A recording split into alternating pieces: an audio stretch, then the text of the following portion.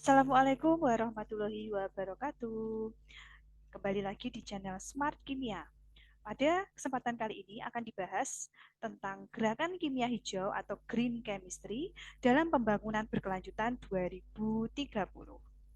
Oke, sebelum kita lanjut ke pembahasannya, bagi kalian yang belum subscribe, bisa tekan subscribe terlebih dahulu, nyalakan lonceng notifikasinya, komen, dan juga like video ini, serta share ke teman-teman kalian ya. Baik, terima kasih bagi yang sudah subscribe. Oke, kita masuk ke pembahasan dari materi Green Chemistry atau kimia hijau. Nah, capaian pembelajaran yang harus dikuasai oleh kalian pada materi ini ya, dapat mendeskripsikan pengertian kimia hijau, kemudian mendeskripsikan pentingnya kimia hijau, menganalisis prinsip kimia hijau, mengidentifikasi proses kimia yang tidak sesuai dengan prinsip kimia hijau, dan juga menciptakan kegiatan yang mendukung prinsip kimia hijau. Nah, dalam materi ini akan dibahas tentang pengertian kimia hijau, prinsip kimia hijau, kemudian proses kimia yang tidak sesuai dengan kimia hijau, menciptakan kegiatan yang mendukung kimia hijau, nanoteknologi dan dalam kimia hijau, serta rumus kimia, tata nama, dan persamaan reaksi. Sedangkan pada video ini khusus akan membahas pada poin A dan poin B, yaitu pengertian kimia hijau, masuk ke poin yang pertama, yaitu pengertian kimia hijau. Jadi sebenarnya apa sih kimia hijau itu? Nah, kimia hijau atau green chemistry disebut sebagai kimia yang berkelanjutan. Maksudnya apa? Jadi, kimia hijau ini merupakan suatu upaya untuk merancang atau mendesain proses kimia dan produk kimia yang dihasilkan untuk mengurangi atau menghilangkan penggunaan dan pembentukan zat berbahaya. Jadi, ini kimia hijau itu upaya, ya, upaya untuk merancang proses kimia sehingga produk yang berbahaya itu bisa berkurang atau justru hilang. Jadi semuanya aman. Nah, kimia hijau ini adalah kimia yang ramah lingkungan. Ya, jadi intinya adalah kimia hijau itu kimia yang ramah lingkungan. Nah, itu pengertian kimia hijau. Kemudian apa sih pentingnya kimia hijau? Mengapa harus ada kimia hijau? Jadi, kimia ini sangat penting sekali dalam kehidupan kita. Banyak sekali produk-produk maupun kegiatan yang melibatkan kimia, proses kimia. Bahkan dalam tubuh kita ya terjadi proses kimia.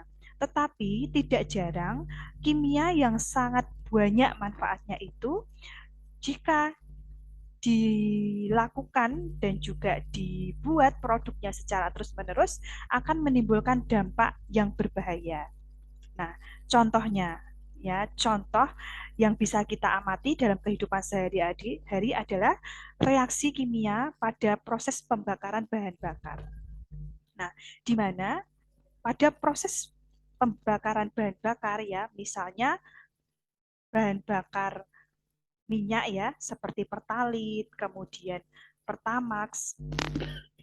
Nah, itu merupakan produk yang berasal dari atau produk kembangan dari ilmu kimia ya. Nah, Pertalite, Pertamax atau bahan bakar minyak tersebut ada ya karena ada ilmu kimia itu. Nah, itu sudah kita ketahui bahwa produk-produk tersebut sangat bermanfaat untuk kita. Ya, jadi ketika masuk ingin masuk kegiatan gitu ya, masuk ke kantor, masuk ke sekolah, ya berangkat. Nah, atau kita mau bepergian kemana, ya itu selalu menggunakan kendaraan, di mana kendaraannya berbahan bakar minyak tersebut. Nah, jadi minyak tersebut kandungannya adalah hidrokarbon atau di sini dalam persamaan reaksinya disimbolkan sebagai CXHY ya CXHY. Nah, ini adalah senyawa yang terdapat di dalam bahan bakar tadi. Nah, ketika bahan bakar tersebut ya bereaksi dengan O2 atau oksigen, di mana jika kedua zat tersebut bereaksi, itu merupakan reaksi pembakaran. Tetapi seringkali pembakaran yang dihasilkan itu pembakaran tidak sempurna. Jadi gas atau O2-nya itu kurang, ya kurang. Nah, jika gas atau O2-nya itu kurang dalam ruangan tertutup ya.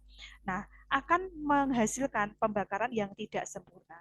Di mana pembakaran yang tidak sempurna, reaksinya tadi ya, bahannya itu adalah bahan bakar minyak, direaksikan dengan O2 akan menghasilkan karbon dioksida, kemudian H2 bond yang merupakan padatan berwarna hitam ya, karbon ini ya. Kemudian karbon monoksida ini dan juga kalor ya. Nah, untuk karbon dan karbon monoksida untuk yang saya lingkari ini ya. Nah, inilah yang menyebabkan pencemaran udara. Jadi karbon, padatan karbon ini ya, dan karbon monoksida dalam jumlah tertentu ini bisa menyebabkan pencemaran udara. Nah, gas CO yang terhirup manusia ya, ketika masuk ke dalam tubuh ya, CO ini akan terikat pada hemoglobin yang terdapat dalam darah. Di mana seharusnya darah itu mengikat oksigen untuk pernafasan, tetapi karena ada CO yang masuk ke dalam tubuh kita, justru Hb ini bukan mengikat O2 tapi mengikat CO. Nah, sehingga oksigen yang seharusnya diikat oleh hemoglobin ya untuk pernafasan ini tidak masuk ya, tidak ada. Ya, jika tidak ada atau kurang, ini dapat menyebabkan kekurangan oksigen untuk tubuh manusia, gitu ya. Nah, kemudian ada lagi reaksi kimia di sekitar kita yang berbahaya ya atau yang merugikan. Nah, ini adalah proses korosi yang biasanya terjadi pada besi. Nah, persamaan reaksi perkaratan besi ini sebagai berikut ya. Jadi besi dalam bentuk padatan solid ya bereaksi dengan oksigen dan H2O menjadi Fe karat besi. Nah, jika besi dengan udara ya bereaksi ya, maka lama-kelamaan akan mengalami perkaratan sehingga besi ini akan rusak. Udara itu mengandung oksigen dan uap air yang akan bereaksi dengan besi sehingga terjadi karat besi. Nah, karat besi ditandai dengan adanya lapisan tipis pada besi berwarna coklat kemerahan. Adanya karat besi, maka kekuatan besi menjadi berkurang bahkan menjadi rapuh. Jadi ini merupakan reaksi kimia yang merugikan kita. Gitu. Nah, tapi apakah semua reaksi kimia itu berbahaya? Nah, tidak ya jawabannya justru tidak. Karena di dalam tubuh kita itu juga ada reaksi kimia. Ya, di sekitar kita juga ada reaksi kimia, yaitu contohnya fotosintesis. Ya, sudah kita ketahui bahwa fotosintesis ini merupakan uh, reaksi ya yang terjadi pada daun ya, daun pada tumbuhan, di mana reaksinya yaitu CO2 plus H2O dengan adanya bantuan sinar UV dan klorofil akan menjadi C6 ya, H12O6 ini C6 H12O6 gitu ya. Oke, ini tidak berbahaya ya, bahkan fotosintesis ini sangat baik sekali ya proses reaksi kimia yang tidak berbahaya ya. Kemudian pembusukan sampah. Nah, ini juga ada reaksi kimianya ya. Jadi pembusukan sampah ini berbahaya enggak? Ini reaksi kimia yang tidak berbahaya. Kemudian memanggang roti. Ketika memanggang roti juga ada reaksi kimianya. Ya. Ya, jadi soda kue atau NaCO CO3 ya. Nah, pada saat dipanaskan akan terurai menjadi gas CO yang menyebabkan kue mengembang. Nah, kalau kuenya bisa mengembang bagus gitu ya, ini kan berarti bermanfaat untuk kita. Nah, sehingga reaksi-reaksi dalam kehidupan kita ya, reaksi kimia dalam kehidupan kita ada yang berbahaya, ada yang tidak. Nah, reaksi yang berbahaya tadi ini dapat menyebabkan dampak negatif. Apa sih dampak negatifnya? Ya, jadi dampak negatifnya adalah banyak sekali sampah-sampah yang sangat ya belum terurai ya. Dari plastik. Plastik itu juga merupakan produk yang dihasilkan dari reaksi kimia di mana plastik ini sangat bermanfaat untuk kita, tetapi ternyata juga dapat menyebabkan dampak yang negatif ya, yaitu sulit terurai. Kemudian penggundulan hutan ini juga berbahaya tadi, reaksi berbahaya tadi dapat menyebabkan penggundulan hutan, kemudian kebakaran dan juga polusi. Oke.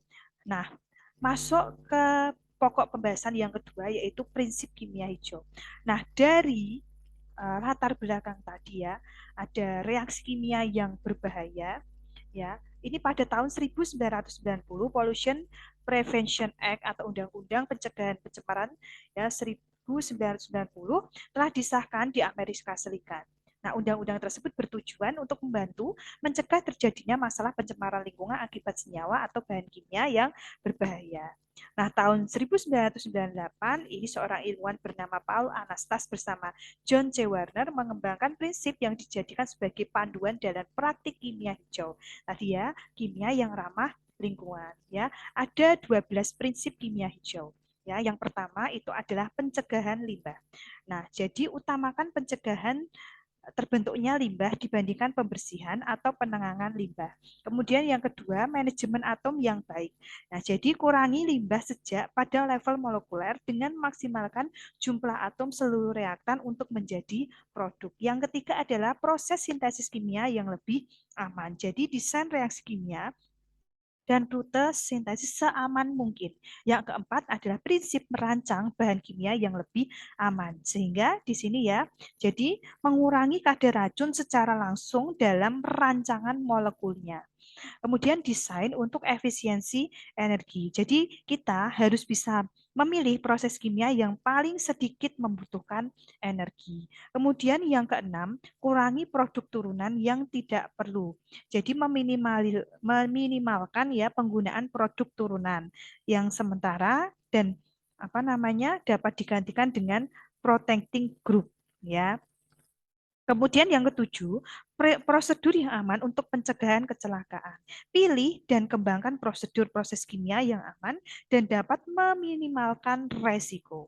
Yang kedelapan, pencegahan polusi secara real time. Ya, jadi monitor reaksi kimia secara real time untuk pencegahan pembentukan dan kebocoran bahan beracun dan polutan. Desain produk yang mudah terurai. Jadi desain bahan kimia yang mudah terurai dan dapat dibuang. Pastikan bahan kimia dan hasil uraian tidak beracun dan terakumulasi di lingkungan. Yang 10 adalah menggunakan katalis. Ya, jadi katalis ini adalah zat yang mempercepat reaksi. Nah, kemudian yang ke-11, gunakan bahan baku yang terbarukan. Gunakan bahan baku dari sumber terbarukan ya, misalnya adalah dari tumbuhan. Yang ke-12 adalah penggunaan pelarut dan bahan pendukung yang lebih aman. Itu. Jadi ini minimal 5 harus dipahami benar. Ya, 5 harus dipahami benar. Ya, harus bisa menyebutkan 5 ya, minimal 5 ya, prinsip kimia hijau. Nah, kita masuk ke penerapannya. Coba ini nanti penerapannya, ini merupakan prinsip kimia hijau yang apa? Yang pertama ya, proses pembuatan kertas putih ya. Dahulu ini menggunakan soda kaustik atau NaOH dan Na2S sehingga menghasilkan limbah yang berbahaya. Dengan adanya kimia hijau, pemutihan kertas ini menggunakan H2O2 dan katalis agar lebih efisien dan tidak berbahaya. Nah, ini merupakan prinsip kimia hijau yang apa? Nah, ini ya. Jadi ini merupakan prinsip kimia hijau menggunakan katalis ini bisa ya. Nah, menggunakan katalis ini bisa atau juga proses sintesis kimia yang lebih aman. Ini juga bisa. Kemudian ini. Nah, ini prinsip kimia hijau yang apa? Nah, sel surya merupakan sumber energi ramah lingkungan yang terbarukan, rendah emisi karbon, dan dapat dimasalkan untuk memenuhi kebutuhan listrik yang semakin tinggi. Semakin tinggi penggunaan sel surya mengakibatkan penurunan penggunaan bahan bakar fosil dan dapat mengurangi pencemaran gas rumah kaca. Ya, nah di sini ya untuk kata kuncinya ya itu adalah apa di sini terbarukan ya terbarukan. Jadi kita harus punya kata kuncinya dulu terbarukan. Berarti 11. Jadi penerapan tersebut itu menerapkan prinsip kimia hijau gunakan bahan baku terbarukan gitu ya. Kemudian ini perkloroetilena dengan rumus kimia Cl2C CCl2 merupakan pelarut ya, yang digunakan pada dry cleaning yang bersifat karsinogenik. Nah, teknologi baru yang ramah lingkungan adalah menggunakan CO2 cair dan surfaktan sebagai pelarut dalam dry cleaning. Nah, ini kata kuncinya apa? Pelarut. Ya, kata kuncinya adalah pelarut. Berarti kalau kata kuncinya pelarut tadi itu adalah prinsip keberapa? Prinsip ke-12 yaitu penggunaan pelarut dan bahan pendukung yang lebih aman. gitu ya. Oke, baik, sampai sini dulu untuk pembahasan video ini agar tidak terlalu panjang. Silahkan bisa lanjut ke poin yang ketiga, keempat, dan seterusnya, atau poin C, D, dan seterusnya. Linknya dapat kalian lihat di deskripsi box ya. Terima kasih sudah melihat video ini sampai selesai. Semoga materinya dapat dipahami, dan saya ingatkan untuk subscribe channel Smart Kimia ini, share ke teman-teman kalian, kemudian komen dan juga like video ini. Semoga bermanfaat. Sampai bertemu di video selanjutnya. Bye-bye.